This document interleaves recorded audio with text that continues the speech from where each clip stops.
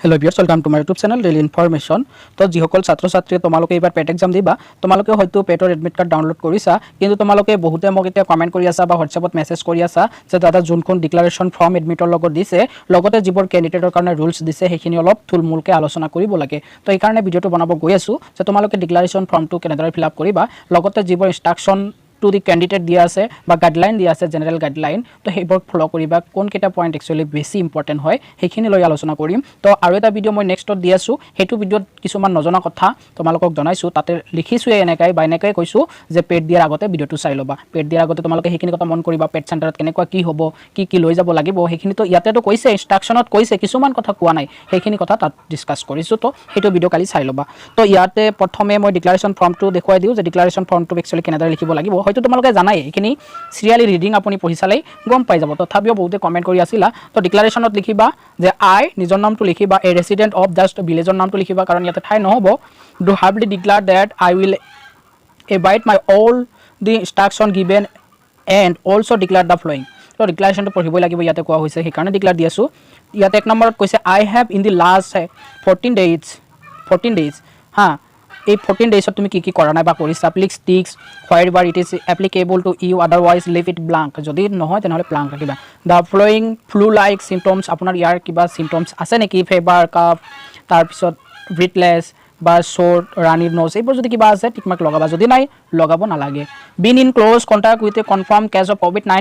COVID-19 positive কোনোবা ব্যক্তিৰ close বা তেনেকুৱা আছিল নেকি, তোমাৰ ওচৰ চুবুৰীয়াত হৈছিল নেকি, যদি হোৱা নাই একো কৰিব নালাগে। নট আণ্ডাৰ মেণ্ডেটৰী কোৱাৰেণ্টাইন, তো কোৱাৰেণ্টাইনত যদি তুমি নাছিলা সেইটোও যে নট আণ্ডাৰ মেণ্ডেটৰী কোৱাৰেণ্টাইনত তুমি নাছিলা, তো টিক মাৰ্ক লগাই দিবা। I have not travel to any state country in the last 14 days, যদি কৰা নাই টিক মাৰ্ক লগাই দিবা। তাৰপিছত কৈছে the health and wellbeing of our community is our first priority, therefore the centre reserve the right to deny entry to its premise. ঠিকে কৈছে এইখিনি কথা। তো একটু সিম্পল এইখিনি কৰিবা। তাৰপিছত সিগনেচাৰ অফ ক্যান্ডিডেট তোমাৰ সিগনেচাৰ কৰিবা আৰু ডেটটো লিখিবা। ডেটটো কিহৰ লিখিবা, যোনদিনা যাবা অৰ্থাৎ 22 তাৰিখৰে লিখিবা, আগৰ লিখিলেও প্ৰব্লেম নাই যদিও 22 তাৰিখৰে লিখি ল'বা। তাৰপিছত সিগনেচাৰ অফ পেৰেণ্টছ গাৰ্জেন, তোমাৰ দেউতা বা মাকক সিগনেচাৰ কৰিব দিবা, ডেটটো লিখিবা। বাছ এইটো হৈ গ'ল ডিক্লাৰেশ্যন ফৰ্ম। এতিয়া আহিছোঁ তোমালোকৰ যোনটো গাইডলাইন দিয়া আছে যে ইনষ্ট্ৰাকশ্যন টু দি কেণ্ডিডেট, তাৰ আগতে তোমালোকে ওপৰত দেখা পাইছা এডমিটৰ দুটা সিগনেচাৰৰ কাৰণে বক্স আমাক এৰি দিছে। তো ইয়াতে candidate left hand thumb impression, তোমালোকে এইটো টিপ চহী দিব লাগিব। কিন্তু টিপ চহীটো তোমালোকে কেতিয়া দিবা, ব্ৰেকেটত লিখিছে to be put before reaching the চেণ্টাৰত যোৱাৰ আগতে, অৰ্থাৎ এতিয়াই তুমি প্ৰিণ্ট আউট কৰি সেইটো টিপ চহী মাৰি থবা। তথাপিও ইয়াতে কোৱা হৈছে লেফট হেণ্ডৰ হ'ব লাগিব। তো এইটো বহুতে নমৰা কৰি ডাইৰেক্ট গুচি যোৱা। কিন্তু ইয়াতে চাবা কেণ্ডিডেট সিগনেচাৰ, এইটো সিগনেচাৰ কিন্তু তুমি এতিয়া কৰিব নোৱাৰা, এইটো সিগনেচাৰ তুমি কৰিব লাগিব চেণ্টাৰত গৈ, যেতিয়া ছাৰে তোমাৰ এইটো ভেৰিফাই কৰিব বা তুমি যেতিয়া তাতে এটেণ্ডেন্সত সিগনেচাৰ কৰিবা কিবা কি কৰিব লাগিব, তেতিয়া যে to be signed on the day of examination in presence of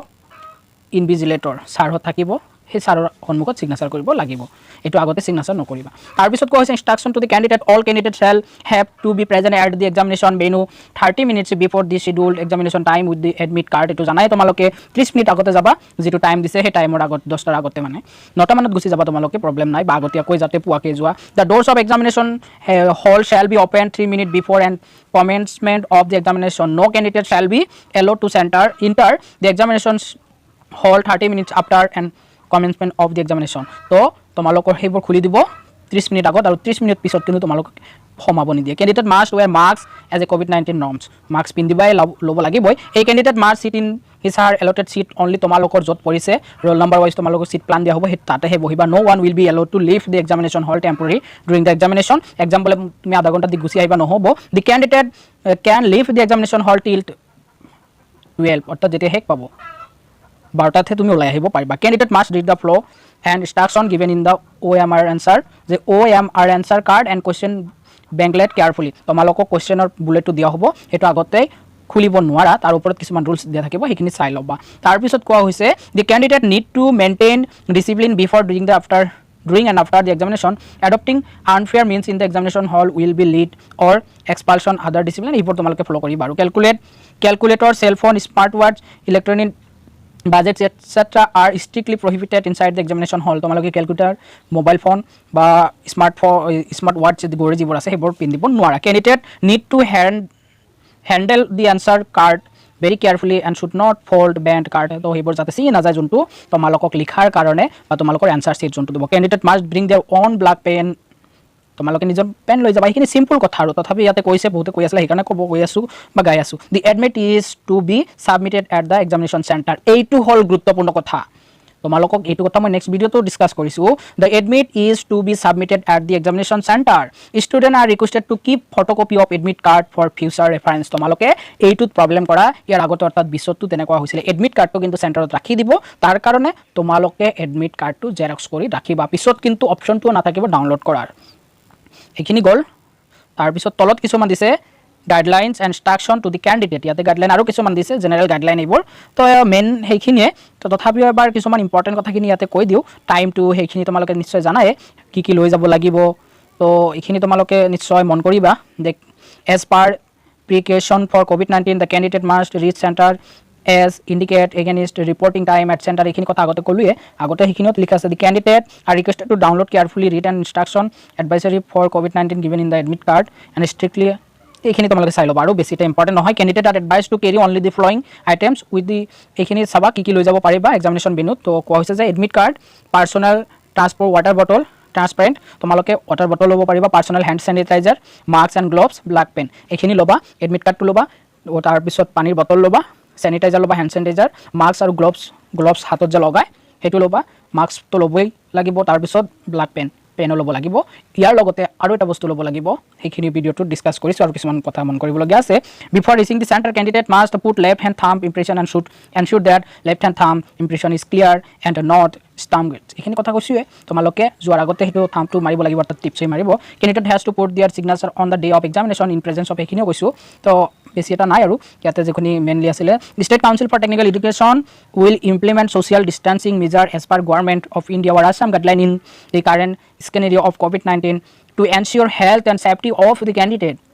তো এইখিনিয়ে যোনখিনি আমি সচৰাচৰ শুনি আছো সেইখিনি ফলো কৰিব লাগিব আমি সেইখিনি ফলো কৰিলেহে আমাৰ নিজৰ কাৰণেও ভাল দেশৰ কাৰণেও ভাল এইটো আমি নিশ্চয় জানো কোভিড-19 ৰ কাৰণে যিবোৰ বিধি আমাৰ চৰকাৰে বান্ধি দিছে সেইখিনি তো মানিব লাগিবই তো সেইখিনি কথাই কোৱা হৈছে কোভিড-19 লৈ তোমালোকে সেইখিনি যোনখিনি শুনি আছা সচৰাচৰ যে সোশ্যাল ডিস্টেন্স মানি চলিব লাগিব হ্যান্ডস গ্লোভ তাৰ পিছত স্যানিটাইজাৰ বা মাস্ক এইখিনি পৰিধান কৰিব লাগিব তাৰ পিছত আৰু এটা কথা ইয়াতে গুৰুত্বপূৰ্ণ কথা কৈছে এডমিট কাৰ্ড তোমালোকে ৰাখি আহিব লাগিব তাতে ৰাখি দিব কাৰণ এডমিট কাৰ্ডৰ পৰা এজনৰ পৰা আনজনলৈ বিয়পিব পাৰে candidate to check reporting time হেবৰ ৰিপৰ্টিং টাইমটো তোমালোকে নিশ্চয় জানা 10টাত স্টাৰ্ট হ'ব তোমালোকে যদি ঘৰৰ পৰা সেন্টাৰ দূৰত হয় তো আৰু সোনকালে ওলাই যাবা তাতে অলপ লেট হলেও তাতে গৈ তুমি লেট কৰিবা প্ৰবলেম নাই তথাপি তোমালোকে হেতু কেম্পাছত যাতে থাকিব পাৰা fulfil card and as per the instruction এইখিনি তোমালোকে মেইন ওপৰখিনি আছিল তো এইখিনি just at the time of এন্ট্ৰিৰ সময়ত কি কৰিবা candidate need to maintain a space of at least 6 foot from each other at all the time wear face masks all the time follow the instruction provided by center staff তো তোমালোকে নিশ্চয় হেতু জানাই social distance মানি চলি line পাতিব লাগিব mask পৰিধান কৰিব লাগিব আৰু নিয়মখিনি মানি চলিব লাগিব তোমালোকে এন্ট্ৰি কৰাৰ সময়ত লাইন পাতিব লাগিব room or hall number will not be displayed outside the center to avoid any crowding at the center at the time of entry and the maintain the social distance candidate will be required to sanitize hand by washing with soap or with hand sanitizer before entry in the center hand sanitizer will be available at the various location of center ekhini pai jaba do not bring the prohibited items to exam center as there are no arrangement available for safekeeping our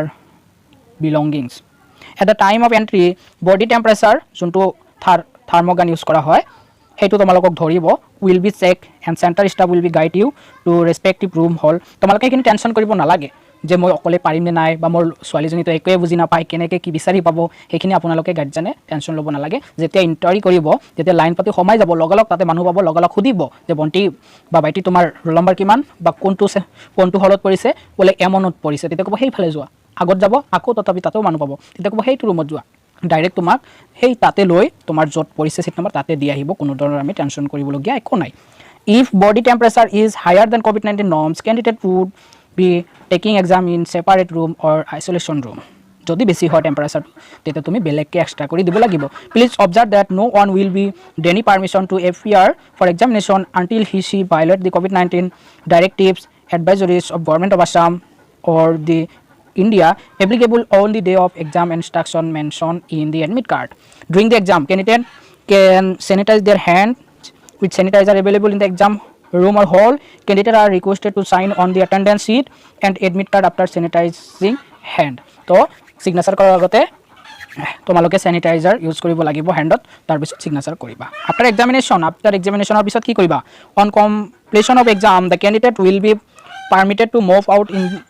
in an orderly manner one candidate at a time. Please wait for instruction for.